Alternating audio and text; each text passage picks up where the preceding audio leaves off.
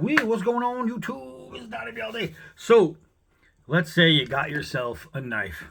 It's been kicking around, hanging around, probably where it wasn't supposed to. Maybe you left it somewhere wet or you left it in a moist area. Maybe you just left it dirty and it ended up picking up some rust spots. And you're like, oh, great. There goes my knife. What am I going to do now? Well, it's really not that bad. If you want to just fix the rust and make it look good, you know what I mean? And maybe you're not looking for factory, and if you are, it just takes a little bit more time than what I'm going to do. It's really not that hard to do. You're only going to need three things. Sandpaper, water, and a paper towel, maybe a little bit of elbow grease. So what I like to do, depending on the desired effect I want, sometimes I like to I'll take a polished blade and make it satin and make it really, really nice. Really nice satin. Sometimes I'll just put a little bit more into polishing. But what I like to do is take a heavier grain sandpaper. This one's not that bad. It's only it's 320. It's not like I'm using an 80 where I'm really putting scratches in it. But if all you have is some like oxidation, you know what I mean? Like you see it here, this rust, it's on the edge. It's right here. And you can see where this knife was landed because the oxidation is right here on both sides. And it's a little bit down here, but really not that much. It's not that difficult. All you want to do is pick a direction. You can go this way, but it's a lot harder because it's less to do. Or you can go this way, and it's going to be a lot easier.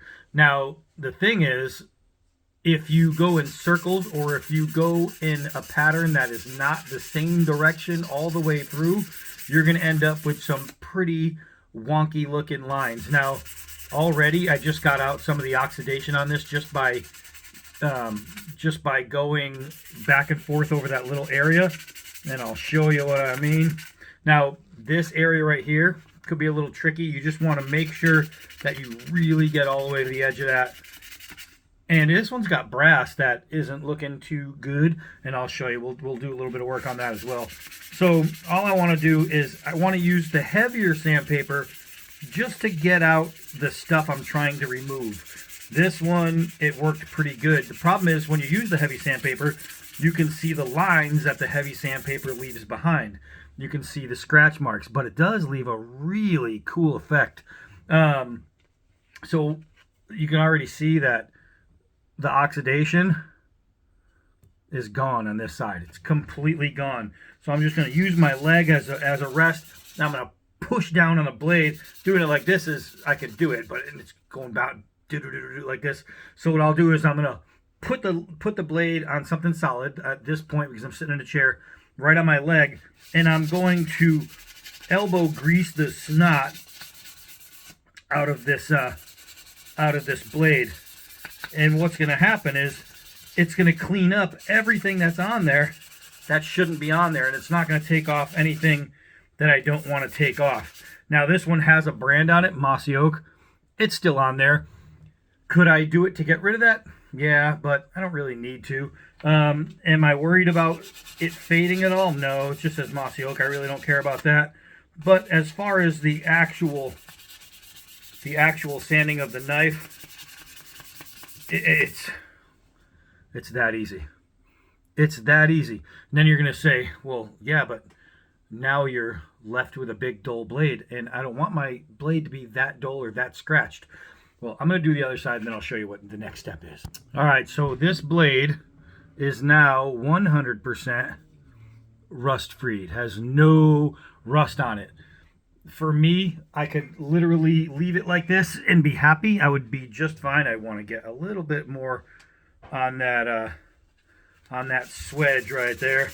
I could leave it like this and be happy, or I could keep going. Now, if I wanted to get rid of some of those natural grind lines that they have in these, I can go down to a lower grit. I can use a 120. I could use an 80 or a 60 or a 40. Remember, the heavier grit you use, the more scuff marks and scratches it's going to add, which means the more following sanding you're going to need. So if you don't really want to keep going and sanding until your arm's going to fall off, try starting with a lighter grit.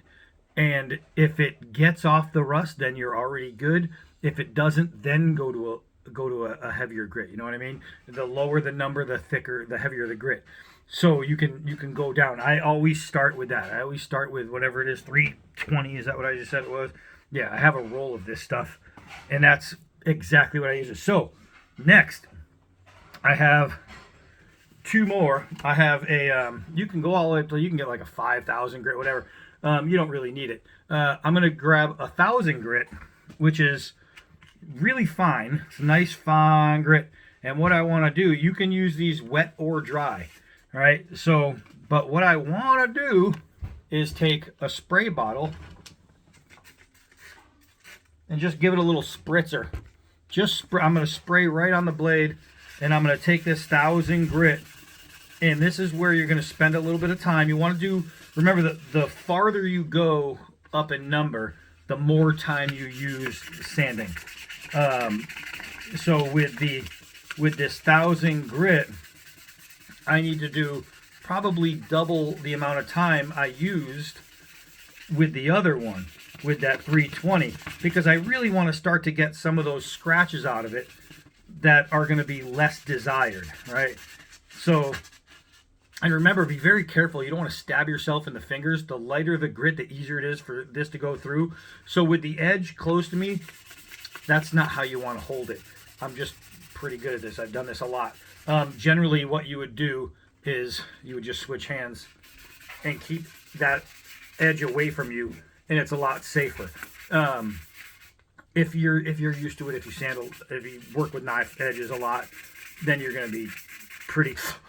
Just kidding. You're going to be pretty good at it. So, yeah, I mean, it's just all about knowing where you're at with your feel, and that's really what it comes down to is how the feel goes. So I'm going to spend a little bit of time sanding this one, and then I'll show you where I'm at real quick. Hold on.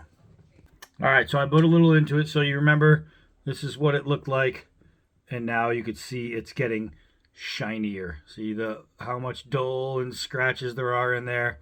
And now it's just a little bit shinier. So the more you do a fine grit, the shinier it's going to get. So I'm going to do the other side, and then we'll start the next step. Hold on. All right. So as you can see, it's definitely getting shinier. What this did is, while it's still not as mirrored finished as it could be, right now I got all those scratches that I'd already put in out. So the rust is gone and the scratches are gone. So now all I'm going to do is just like a polish. I don't need this to be a mirrored polish, so I'm going to stop at 3,000 grit, and I'm just going to make it cleaner, just a little bit nicer. And it's the same exact thing I just did with the 1,000 grit. I'm going to give it a spritz, some water, and then I'm just going to use this fine, so fine, baby, this fine sandpaper to make it pretty. And let's see, this stuff you're not even gonna feel like, it's not gonna feel like you're sanding. It's just gonna feel like you're wiping, because it's so fine. And remember to go in steps, because if I went from like the 320 to the 3,000, I'm not going to do anything. I'm not going to get out any of the scratches. It even, if I had some 800 on me, because I'm all out, I would have gone to the 800 after the 320. You want to go as many steps as possible. And if you have that extra paper, then you're going to be good. If not, don't worry about it. Just worry about getting out the rust and making your knife usable again. One of the good things too about doing this is you're going to naturally hone your edge. Really, really nice. So I'm going to continue this, and I'll show you what it looks like. Hold on. All right, so here is the side I haven't done yet, and here is the side I just did. You can now see that I have a mirror polish in there, which I don't here. You see, Jason Tatum's face is not in there. Spin this around, and Jason Tatum's face is there.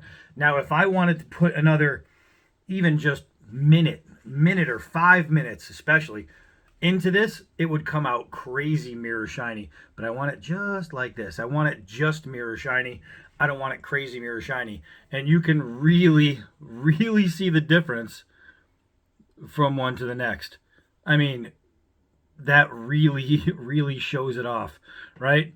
So it's that easy. Now, before I do the other side, I'll just give you a quick show before I do the full, before I show you an entire finished product. I'm gonna squirt a little bit of water, but I'm gonna put the water right on the paper this time.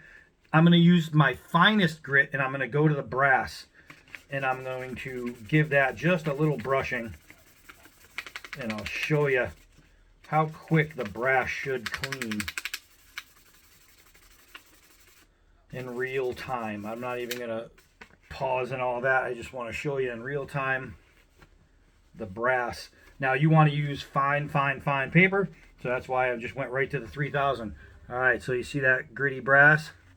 That's after like 10 seconds. It's that easy. It's that easy. So now I'm going to finish it up and I will show you my completely done product. Hold on. All right, just like that. This blade looks fantastic. Oh, there's no face on there. Hold on. Let's get the face back.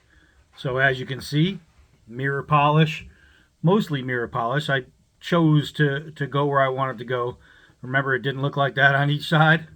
Well, it does now. The brass looks nice. Everything is good. The blade is honed up. Look at that.